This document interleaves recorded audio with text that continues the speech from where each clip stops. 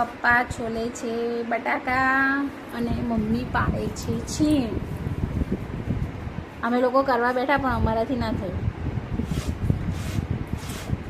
પહેલાનું ઘી ખાધેલું છે ને એટલે. કેવું દાદા? તમે ખાવ ને? તમે ખાવ.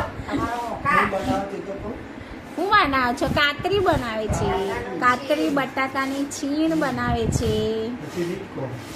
રીત તો હું આવે બટાકાને છોલી કાઢવાના, ધોવાના, ને પછી 2-3 પાણીમાં આ ધોવાના. હા, આટલા બધા તપેલામાં પાણીમાં ધોવાના ને સરસ રીતે. કોઈને પાડવાની હોય તો મમ્મી પપ્પાને ઓર્ડર આપજો.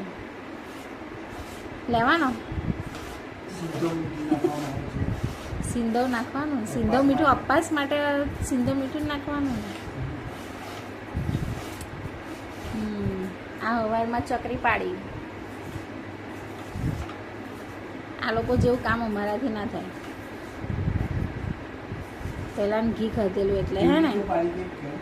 એ બી પાડી, એ બી કીધું ને પાડી જ તી. કેવું ભાઈ તીર્થ? તારે પાડવાની છે હે? ખાવાની છે હે ને? તળીને ખાવાની, શેકીને ખાવાની?